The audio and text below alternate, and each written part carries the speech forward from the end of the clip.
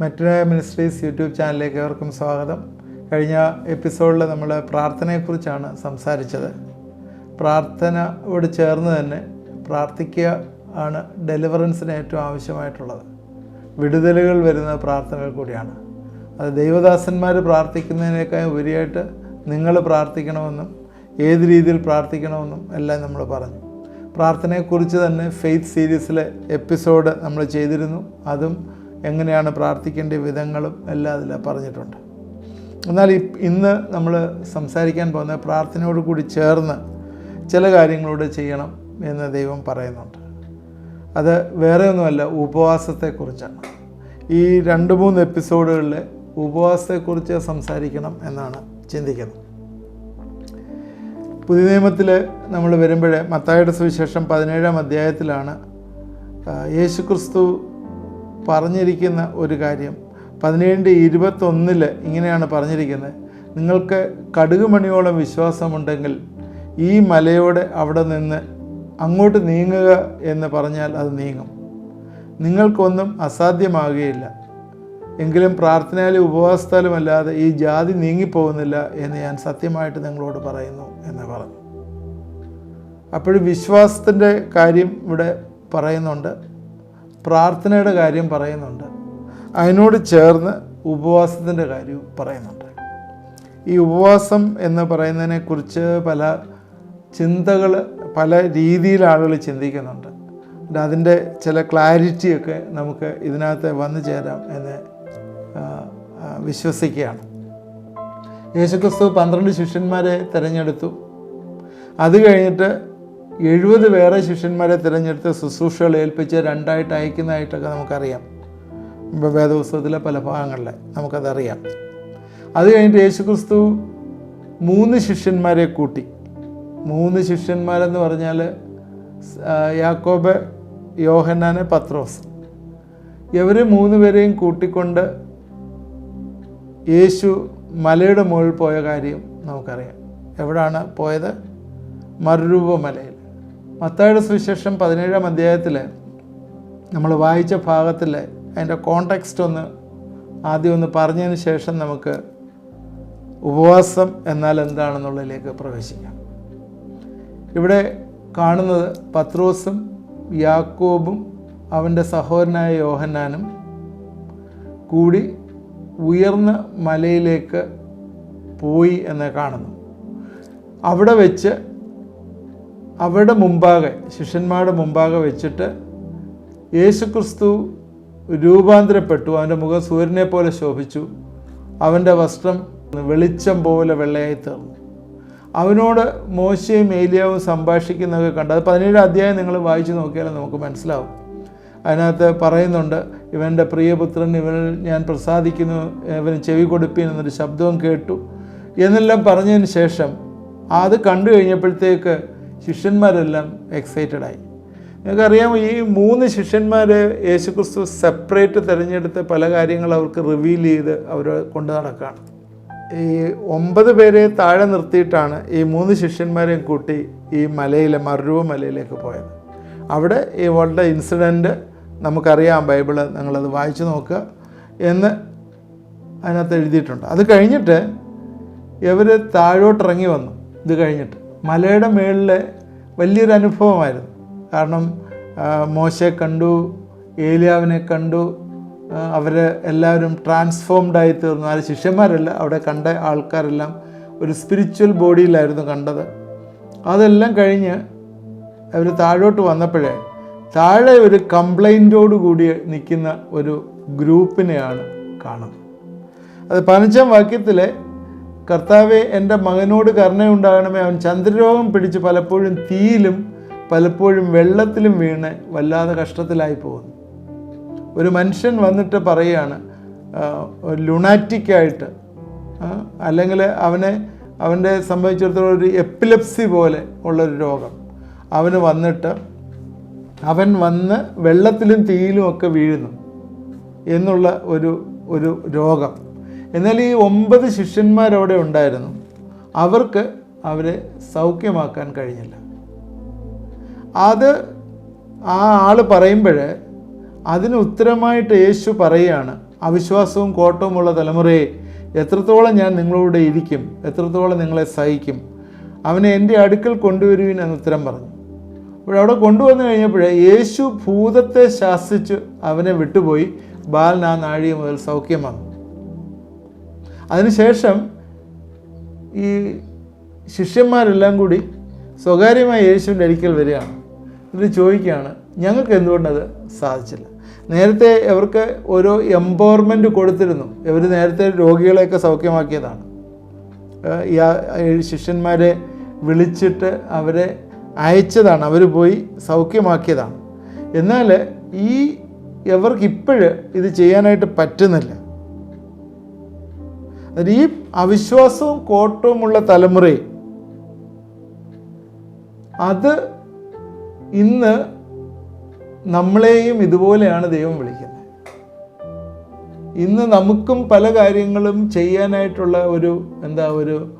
ഒരു കപ്പാസിറ്റി, അല്ലെങ്കിൽ ഒരു ആത്മീയമായിട്ടുള്ള ഒരു ഉത്തേജനം, ഒരു പ്രചോദനം പലപ്പോഴും നമുക്കില്ല. അതിന് കാരണം എന്താണ്? ഒരിക്കൽ നമ്മൾ നല്ല രീതിയിൽ പെർഫോം ചെയ്തതാണ്. പലരും എന്നെ കേൾക്കുന്ന പലരും നല്ല രീതിയിൽ പെർഫോം ചെയ്തതാണ് ഒരിക്കൽ. എന്ന് വെച്ചാൽ നല്ല രീതിയിൽ ശുശ്രൂഷ ചെയ്തവരാണ്. എന്നാൽ ഇപ്പോഴ് അവർക്കത് ചെയ്യാൻ പറ്റാത്ത കാര്യം നിങ്ങളുടെ അല്പവിശ്വാസം നിമിത്തമത്രേ. ഇതിനകത്ത് ഒരുപാട് കാര്യങ്ങൾ ഇതിനകത്ത് പറയാനായിട്ടുണ്ട്. അത് നമ്മൾ ഈ 2-3 എപ്പിസോഡിൽ ഈ ഭാഗം തന്നെ എടുത്ത് നമ്മളത് കംപ്ലീറ്റ് ചെയ്യാം എന്ന് വിചാരിക്കാം.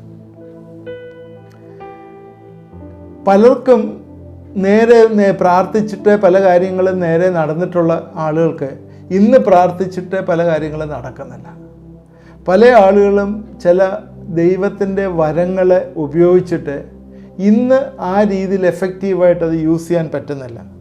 എന്താണ് ഇതിൻ്റെയൊക്കെ കാരണം എന്ന് ചോദിച്ചപ്പോൾ യേശു പറയുന്നുണ്ട്, നിങ്ങളുടെ വിശ്വാസം പോരാ.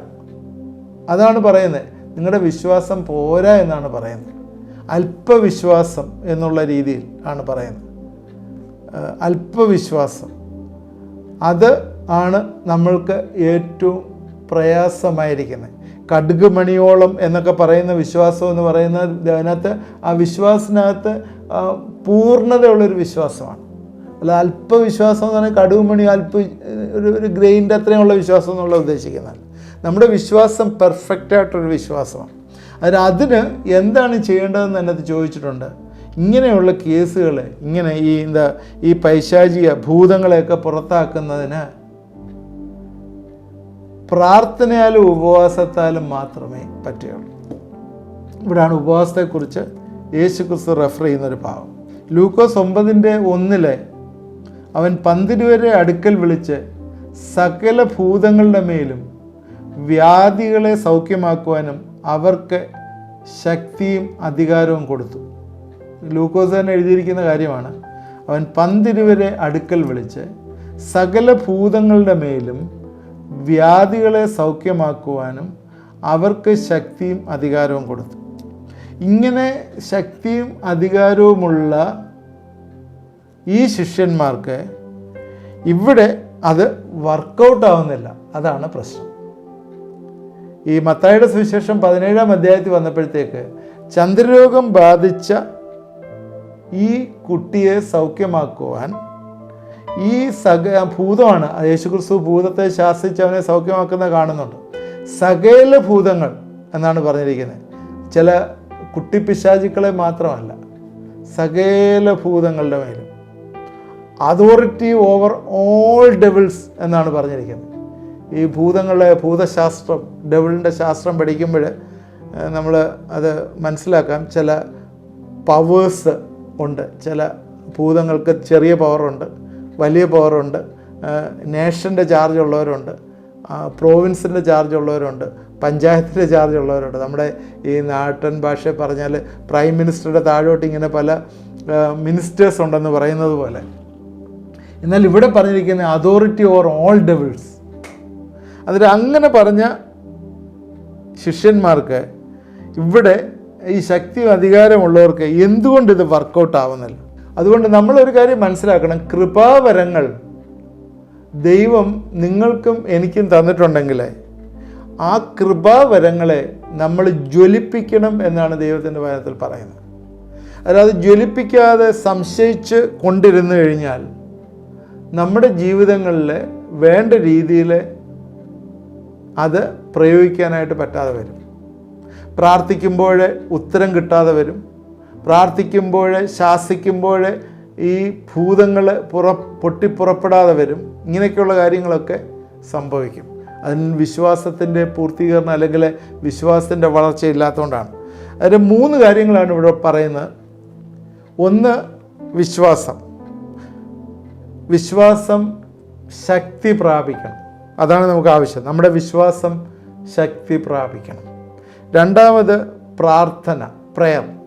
പ്രാർത്ഥനയിൽ നമ്മൾ കൃപ പ്രാപിക്കണം.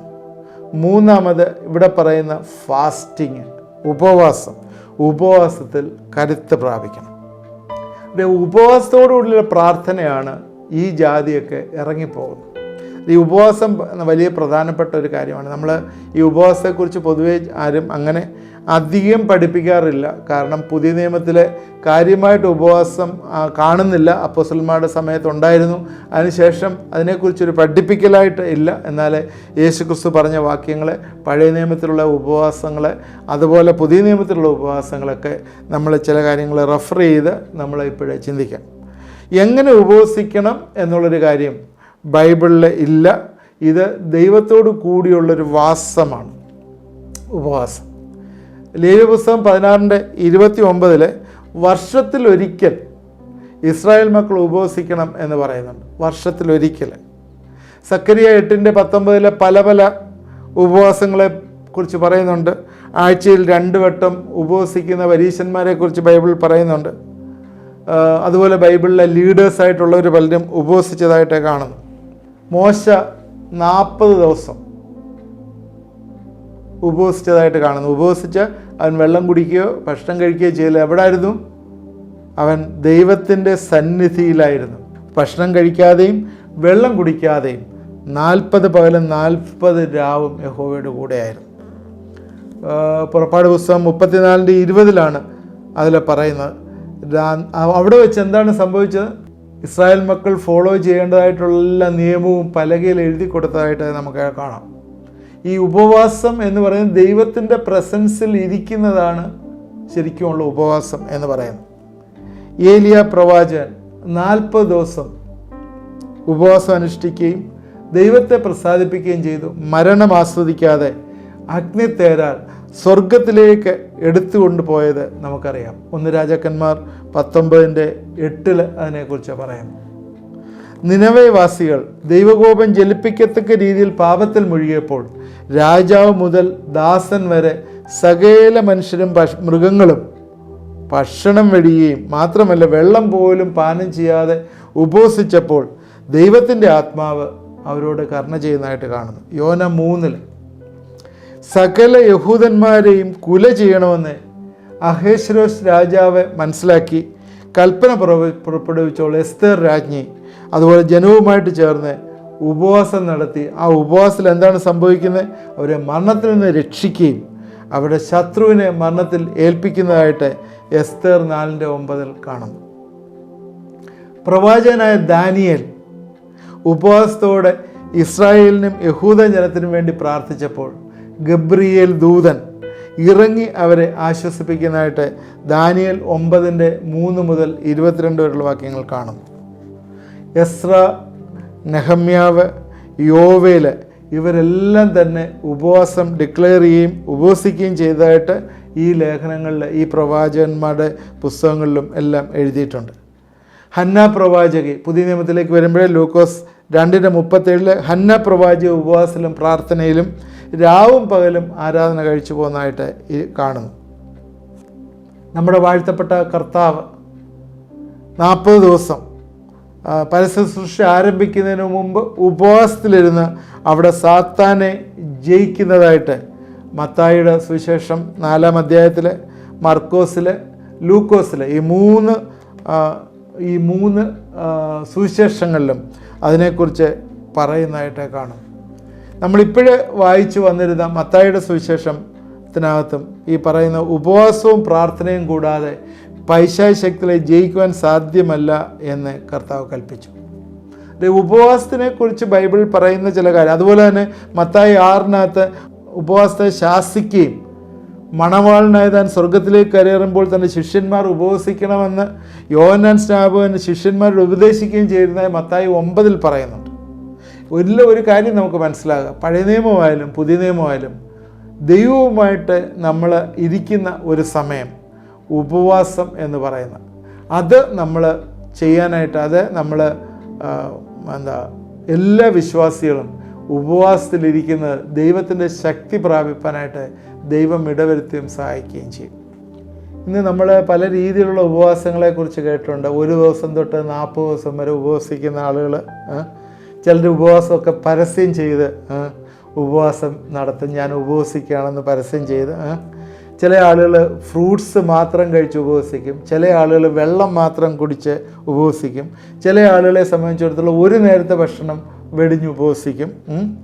ഇതെല്ലാം തന്നെ ഡിഫറെൻറ്റ് ടൈപ്പിൽ ഉള്ള ഉപവാസം. എന്തായാലും ഒരു കാര്യം ഉറപ്പാണ്, ഉപവസിക്കാനുള്ളൊരാഗ്രഹം നമ്മുടെ ഉള്ളിലുണ്ടെങ്കിൽ തന്നെ അത് വലിയ ദൈവികമായിട്ടുള്ളൊരു ആലോചനയാണ്, ഒരു പ്രചോദനമാണ് എന്ന് നമ്മൾ മനസ്സിലാക്കുക.